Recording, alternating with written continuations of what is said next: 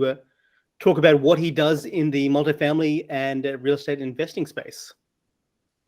How's it going, Rick? Hey, how are you? Thanks for having me, Josh. Doing well, my friend. So let's get right into it. Why are Mhm. you in the real estate space? What got you doing this? I've been doing this now for 20 years, and some days I ask that question, why? But no, seriously, about 20 years ago, I really realized, and I think that's where I connected some dots in my life. I realized that my grandmother was right. And she used to tell me this since I was a little boy: tell me who you spend your time with, and I'll tell you who you'll become. And around that time, 20 years ago, I realized I was broke. I had no vision. I had no purpose. And when I started looking at my circle of influence, they were all in the same boat. They wanted to party. They had no vision. And so I went on a little journey to try to discover who I really was and what I wanted to accomplish with my life. And during that journey, one of the things that I wanted to do was to make an impact in the world and really help people around the world that had needs. But I realized that to do that, I needed financial resources and I needed access to be able to do that. And so, long story short, in some of my research, I try to find out who are the most successful people and what do they do. And it was in that process of researching for who the most successful people were. It took me a while because a lot of them were in different industries, they had different skill sets. But when I started uncovering the wealthiest people and looking at their actual net worth, I really connected the dots because I saw that all of them, just about every single one of them, boast some level of real estate in their overall portfolio of their net worth. And that's when I said, aha. So if all the rich people are doing this, maybe I should get into it. And so that's how I started. And so I interned for a guy for 6 months because he wouldn't hire me. I just didn't have experience. But it was a great experience for me because it really challenged me to really start thinking like an investor. And so I started in residential. And over the years, through the ups and downs of the market, we've grown into not only doing residential development, we've also done multifamily commercial. We've invested in other countries. We do private lending. And so we have a pretty decent strategy approach that's all about portfolios. And so for the last 20 years, we've just been adding and adding to the arsenal of what we specialize in. Okay. Now, that first point you said about starting as an internship, what kind of company did you start working with? Is that a real estate company or a investment company? It was an investment company. Really, what ended up happening is I started doing some research when I connected those dots. And to be honest with you, I went to one of those well-known guru courses, and I was really excited because they really showed the vision of how you can get wealthy. But unfortunately, I was so broke I couldn't pay attention. So when they started offering this mentorship for all these thousands of dollars, I'm like, from where? So I literally just took out a newspaper and I said, well, somebody's got to be offering a job here. And as I was looking for an opportunity that was specifically in real estate, there was one particular ad that caught my attention. And it basically said, real estate flipper doing 10 plus deals a month, looking for an acquisition specialist. We'll make about 75,000 a year. So that was the ad. So I'm like, are you kidding me? So I, applied, called, I showed up. I gave the guy everything I had. And I think he liked me because he saw that I was really energetic. I was ambitious. But his response to me was basically, listen, Rick, I like you. You have a lot of potential. Unfortunately, I don't have time to invest in you, to train you. And you're so new, there's other options right now available. So as I walked out of that building, I felt defeated. And then something in me just said, look, are you going to let this stop you? And so I said, you know what? I'm not. So I turned back around. I said, sir, whether you like it or not, I'm going to work with you, even if that means I work for free. And so it just kind of did a shock and awe for him. And he's like, sure. And so sure enough, I ended up interning for 6 months, brought him a lot of business and opportunity. And that's kind of where I started learning about real estate investment as a whole. Okay. Moving on from that, what makes a good deal? What did you learn that time? And what have you learned since I then? really learned there's a lot to go with that. Obviously, this has been something that we continue to grow and learn from every single deal that we do, whether it's residential or commercial. But I think one of the things that I learned during that early time was that there truly is a difference between the value and price. And it was really just getting to understand a deal for those two components. And so it was always trying to find out a motivated seller that had a need that I can help with, but in return, they would offer me the value for the price that I was giving them. And so I think that's been one of the biggest things, is really being able to understand the difference between an investor who is speculating, hoping they'll have price, versus truly understanding what is the true value versus the price that we have to pay for this to work. And so I think that was one of the first elements that I learned very early on in my career. That's awesome. So let's go into a bit more detail on that. What are you specifically looking for in a deal? Let's talk about how you evaluate a real estate investment. Yeah, absolutely. Well, I mean, the very first thing I do, and it's not common, so you may hear about this from maybe an economist, but typically you're not going to hear this from an investor. The way that our company works is we have a very important philosophy that drives everything that we do. And the reason why I say that is because we learned from 2008 that real estate in just about every market is cyclical. There are cycles, and they're driven primarily because of debt. And again, I don't want to go into a long speech here of why credit and debt are an issue, but the reality, if you just take a look at common sense, if you look at productivity in business, whether that is in real estate or in any industry, oil, sales, whatever, if you really think about it, whenever I spend money, somebody else earns money. Whenever they earn money, they spend that money somewhere else. And before you know it, there's a cycle of growth and people are making and earning money. However, when you really think about that, the only money that I can spend today is what I have in hand, right? And so I can only spend what I have. I can't overspend what I don't have. And so what happens with debt is when we're able to borrow money that we don't have today, we're able to spend money that doesn't even exist, that we don't have, hoping that in the future we'll make more money to be able to pay back what we borrowed in the first place. And so for that very reason, debt creates a cycle. Because the moment I have to pay back the debt, I have to spend less. If I spend less with you, you make less money, and so forth. So it creates these cycles of growth and these cycles of decline and correction, right? So the reason why I want to lay this foundation is because as an investment company, we've learned that the real estate cycle doesn't tell us when to buy, it shows us how to buy. And it also shows us what are the best strategies that we need to implement to maximize on our returns.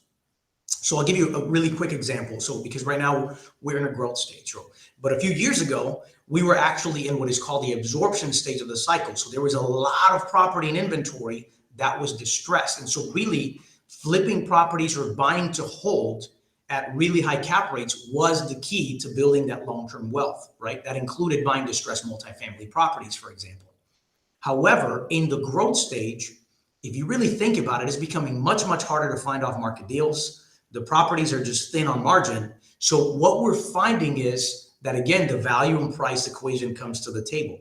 So a lot of times what we're able to do now is find off-market land and then start building our own equity and our own inventory. And so now that we're in the building cycle, his capital is focused on building a lot of properties that we're selling retail, some of which we're holding, and that includes even multifamily projects. And so again, depending on the stage of the cycle, determines a strategy that we begin to implement so that we can, again, pivot and capitalize. And that's one of the approaches that we have. So hopefully that kind of gives you a better understanding of the way we think about it. That's super interesting. Let's talk a little bit about your move into being a lender. So I remember you told us that lending is part of your strategy now. And how is that? Why did you do it? And how's that played into your strategy as a business? Absolutely. That's a loaded question. I'm going to give you a couple of pieces that I think are essential because the decision to become a private lender, to be honest with you, had a couple of elements. Okay. So the first part that I want to talk about is having the ability to scale. What people don't see is, when you hear a company like ours and we're doing 10, 20 properties a month, a lot of people fall in love with the glory of these so many deals that are going on. And let me tell you from experience, when you have that many deals, it's a nightmare. We're not talking about something that is fun, it's glorious. It comes with every bit of the headaches that you can imagine of managing contractors, managing timelines, managing budgets, dealing with putting out fires. We used to joke about it when we were doing that many properties that we're managing internally, that we were firefighters. Like we literally were every day we're putting out a fire, tweaking our systems so that we can scale our business, right? And so during that season, we got to a place in volume that our crews literally could not keep up with the demand of acquisitions that we were taking on. So what I mean by that is if I bought a house today, my team couldn't touch that property for 90 days, which already guaranteed somebody's going to break in. There's going to be other issues we didn't anticipate. There's additional carrying costs. And so we started getting to the place where we said, wait a minute, are we investors? Or are we operators and business owners that are running a business? And so we decided that we wanted to start pivoting and use other strategies so that we can still continue our business, but now we wanted to become more of a passive investor. So lending, as we began to look at funding our own competition, if you will, became a strategy that would allow us to lend money out. We do the diligence, but then when we lend the money out, we just collect an interest, we get paid, and it's passive, right? And so that was the initial element of the business. So that's one of the reasons why we decided to go into the private lending space. It was a passive real estate investment for us, and we were getting paid for our money working, not necessarily us working for our money. So that was an essential element. The second piece that I learned very quickly, and that's what you and I were talking about, Josh, is the fact that lending became the spear of our organization, because when you lend money to people that are in the industry and you get known for being the guy you go to for funding, then all of a sudden these clients are bringing us off-market opportunities that didn't even register anywhere. And so they're saying, Rick, here's 4 deals I'm working on. I can only take down 2. Do you know anybody that would buy these? And I'm like, yeah, me. Right. And so it became this great business model for us to be able to then start doing other deals. But in addition to that, then we started getting smarter and said, look, why am I going to work for all this stuff?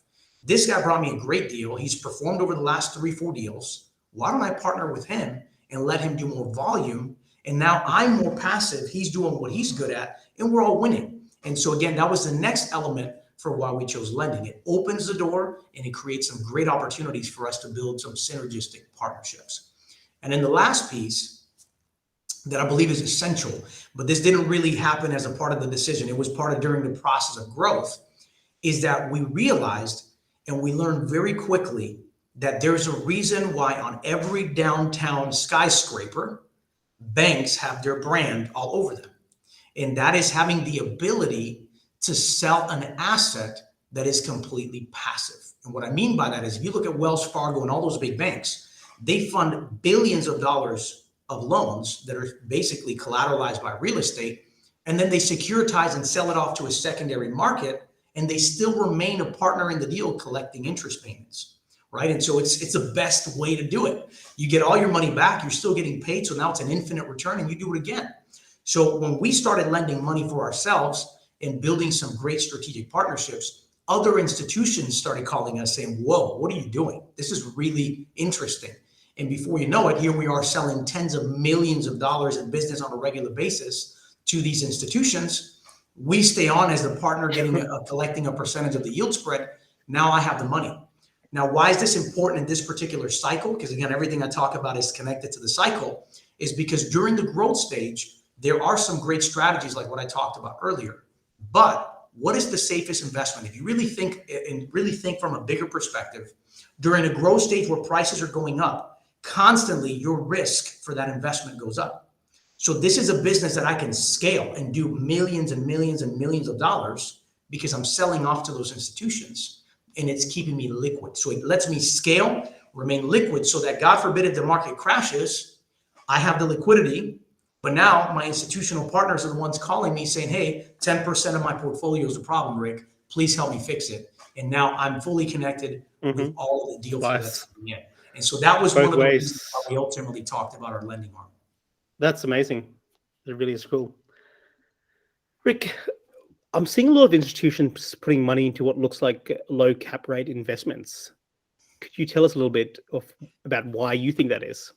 Yes, I got to make a confession, okay? And it was a confession out of ignorance. When I first started looking at these institutions, even a couple of years ago, starting to buy these rental properties for what seemed to me like extremely low cap rates, right?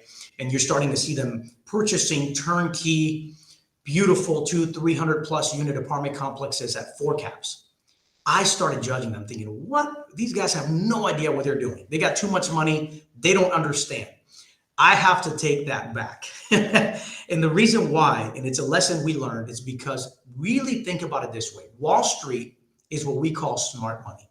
It might be fickle money, and they might only use you for the season they need you, but they're smart money. And so any investor should be a student of what smart money is doing. And instead of judging it, instead of saying these guys are horrible investors, what you should be asking yourself is, why are they investing in this? What are they seeing that I don't see right now? And when I started asking that question rather than judging them, what I started realizing 2 years ago is that these institutions knew that there's going to be a shift because of various reasons, and that there is going to be a problem with inflation. And there's also going to be a couple of other elements with economic stability. So what they started looking at is what were their options. One of the best options they selected was real estate, because real estate gives them the ability to hedge against inflation. They're able over the next few years to slowly increment and increase the leases, which ultimately increases your annualized return. And they get all of the depreciation so that you have it for your write-offs. Now, of course, most people who don't make money don't get how powerful that is. But when you're saving money on taxes because you have all of these assets that you can write off and do the depreciation, it ultimately impacts your overall return on your investment. And so what I've been finding, and as I start now collaborating with some of these top players in the industry, is that they very intelligently position themselves to hedge against what's coming next in the real estate cycle. And so we're now using that as an opportunity, not only to buy in our own smaller scale, because we don't have the billions they do, but also we're beginning to become an inventory supplier for those guys, where we're building our own inventory, selling it to them, and our percentage that we sell off to them, we take those profits and we buy and hold for us, so that we can begin to mimic, if you will, the strategies that they're implementing as well. Okay, that's fascinating. Let's talk about the recent printing of capital by the Fed. How does that impact the real estate market? Man, there's so many question marks behind that. I mean, I've talked to our economists a couple of times. I don't think we'll ever really fully understand 100% the cause and effect of being able to print money.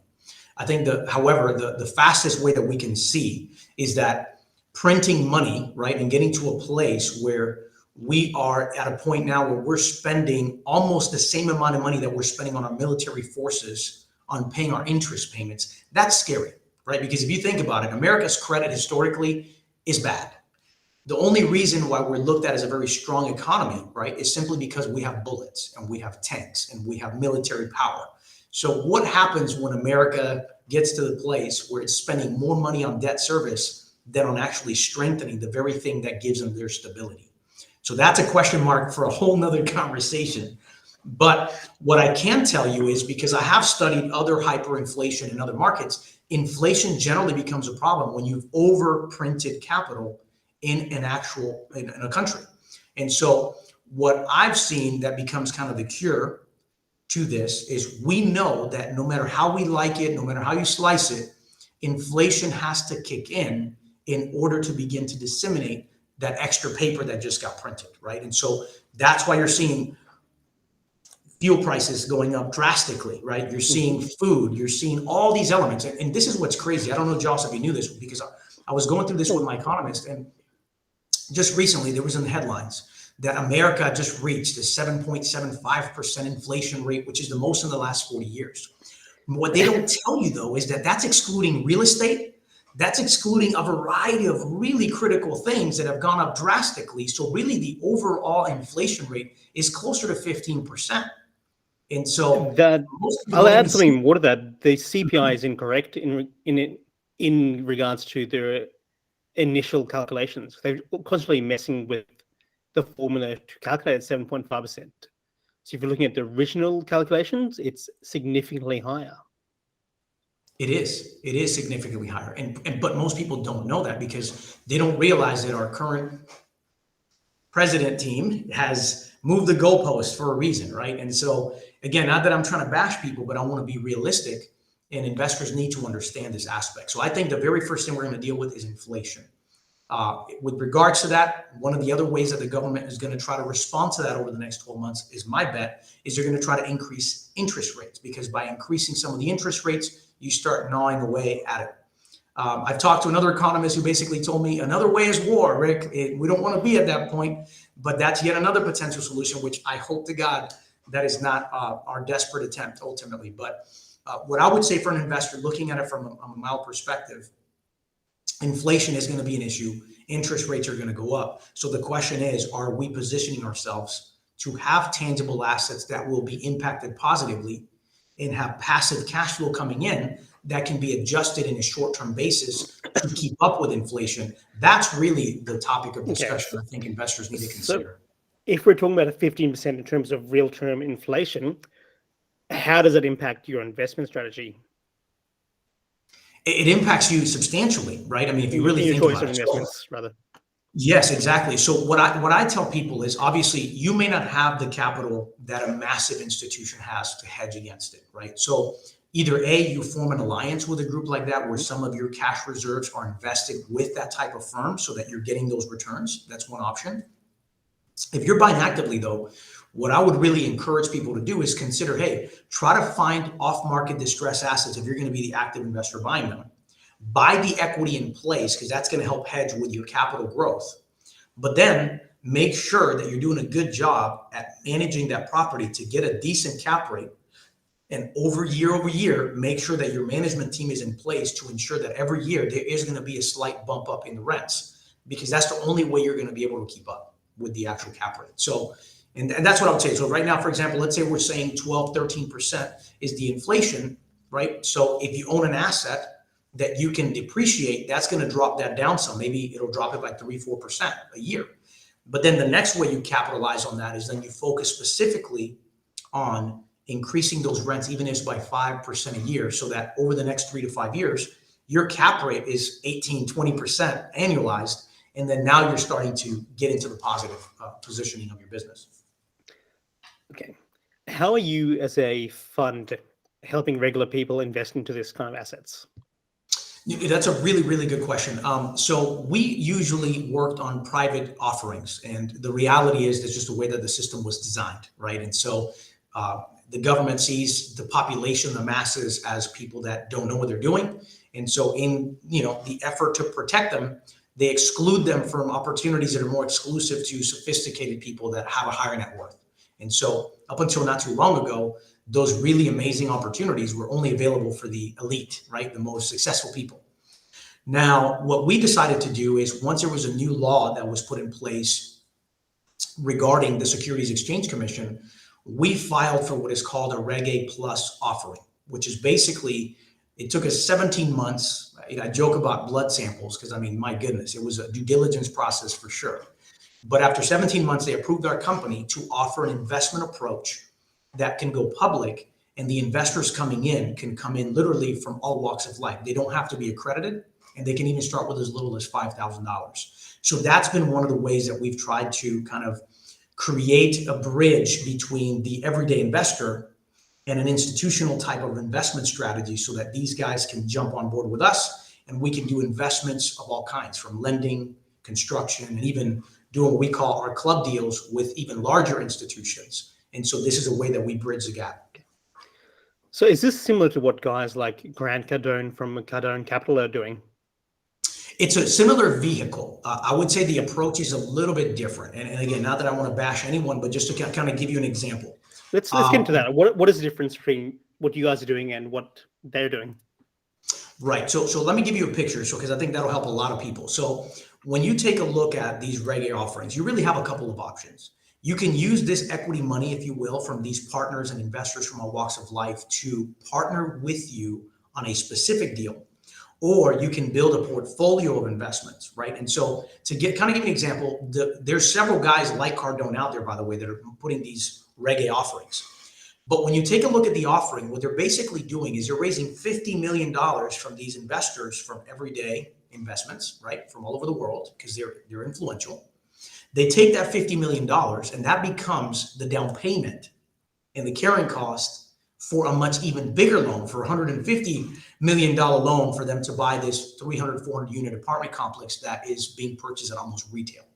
So if that investment goes up in value and it does perform, the investors benefit because you're shareholders in that particular project. However, the problem is they're now in a second position. So if God forbid something happened where those 10-year loans come due, well, then now that second position investor, who's the equity partners, are at risk for potentially losing their money. So there is an element of risk. What we tried to do is to say, well, that's great and all, but why don't we implement the same strategies that we're using? Why don't we take that $50 million and invest it in little buckets of income? And so this bucket is our ground up construction. This bucket is our lending. And a lot of people would say, Rick, $50 million is not that much. But the reality is, guys, I can fund $10 million this month and sell it off in 60 days. So if you do the math and I turn that $10 million 6 times in a year, if you really do the math, that means that $10 million turned to $60 million And so there are different ways to leverage without exposing the investors as much. And so that's more of what we're trying to do is we want a portfolio of investments that are primarily in first position, that are secured with equity and fixed income. And I believe that's the secret sauce that separates what we do versus what other groups like the Cardone group are doing. Okay. So the way that you operate shields investors from exposure to risk. We do that as much as we possibly can, is to make sure we hedge and that our investors are secured by multiple assets, not just one investment that may or may not go wrong. And I wish all of those investors well, and I pray they go well. And chances are, because of the way inflation's going, everybody will be okay. But I don't want to hope. I want to be able to put myself in a position where, again, going back to price versus value, that we really have controlled the value as much as possible. Okay, you mentioned a couple of strategies that you've got to play there to ensure the investment goes well. Do you use insurance or any other strategies to protect your investments?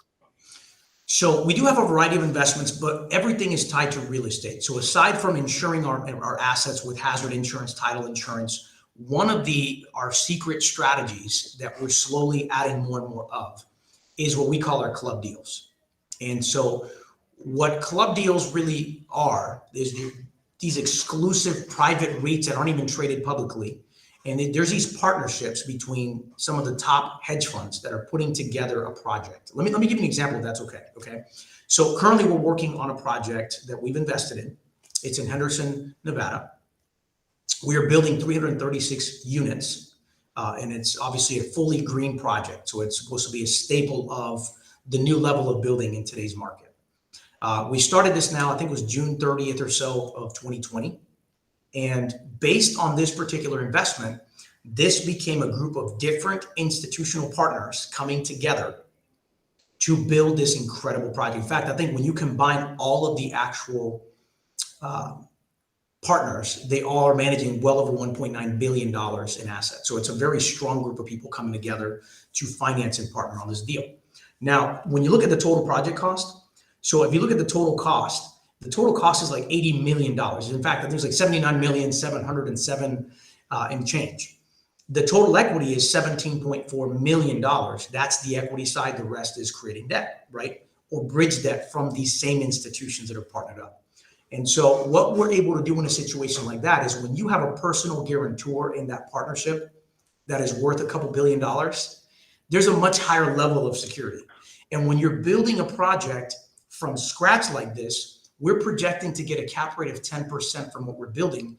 You knowing the market, Josh, to be able to do a brand new construction apartment complex that is giving you a 10% cap rate, that's insane. So we're building the cap rate. We have a pretty substantial equity. And the exit is there's already a couple of other insurance companies reaching out saying, hey, once fully stabilized, we want to pay a premium.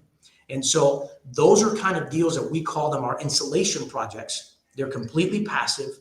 They're exclusively put with other partners and institutions that contribute.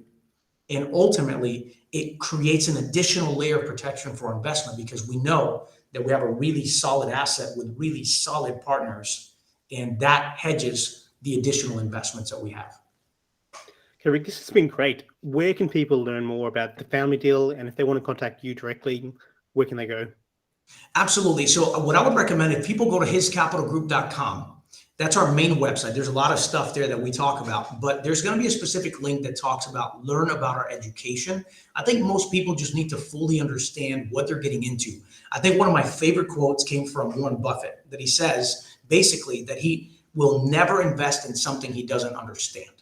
And so if somebody really wants to get in the real estate space, before you throw any money, first get educated and begin to understand what are the risks, what are the strategies, what connects with your DNA. I think that's essential. So in our website, there's a link for education that is going to take you to an actual page that we put together a step-by-step training module of a ton of content. I really believe that's the first step if you want to learn to get more involved in what we're doing. And then from there, if you want to learn about the different investment options, you can reach out to us directly. Our contact information is on the site. Amazing. Thank you, Rick. Thank you, Josh. I appreciate the opportunity.